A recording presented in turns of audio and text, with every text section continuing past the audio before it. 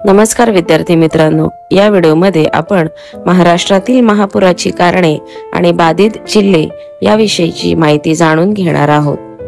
Video आवडला तर व्हिडिओला नक्की लाईक करा आणि चॅनलला सबस्क्राइब करा। ज्यांनी सबस्क्राइब केलेले आहे त्यांचे खूप खूप धन्यवाद। महापुराची कारणे: अतिवृष्टी व अवेळी पाऊस। महाराष्ट्रातील कोकण, विदर्भ आणि पश्चिम महाराष्ट्र भागात कधी कधी सरासरीपेक्षा जास्त पाऊस पडतो। अल्प वेळात मुसळधार पाऊस झाल्याने नद्या नाले ओसंडून वाहतात।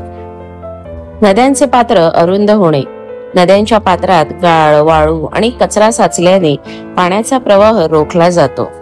नदीकाठची अतिक्रमणे, यामुळे पाण्याला मोकळा मार्ग मिळत नाही आणि पूरस्थिती निर्माण होते। धरण व्यवस्थापनातील त्रुटी: अचानक मोठ्या प्रमाणात पाणी सोडल्याने खालील गावांमध्ये पूरसदृश्य परिस्थिती निर्माण होते। योग्य नियोजन व वेळेवर पाणी सोडण्याची यंत्रणा नसल्याने हानी होते। शहरीकरण व अतिक्रमण: शहरांमध्ये नाल्यांवर वसाहती झाल्याने पाण्याचा नैसर्गिक मार्ग बंद होतो। रस्ते, कॉन्क्रीट वसाहतींमुळे पाणी जमिनीत शोषले जात नाही आणि लगेच साचते।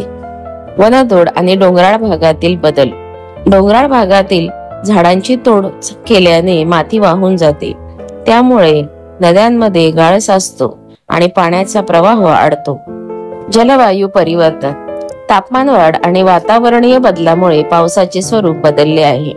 काही वेळा अल्प दिवसात अत्यंत जोरदार पाऊस होऊन पूरस्थिती निर्माण होते।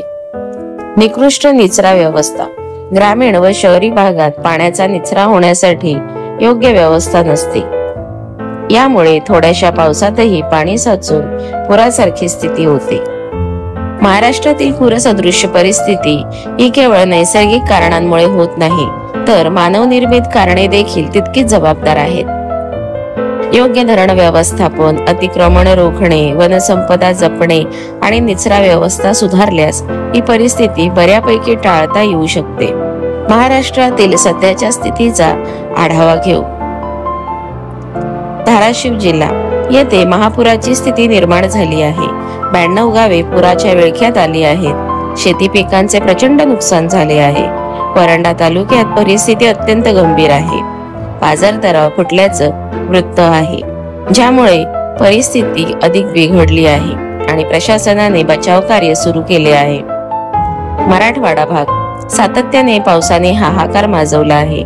ठराविक जिल्हे जसे की छत्रपती संभाजीनगर, जालना, बीड, धाराशिव, परभणी, हिंगोली, नांदेड, लातूर हे सर्व प्रभावित आहेत। या भागात हजारो लोक विस्थापित झाले आहेत आणि पिकांचे नुकसान झाले आहे।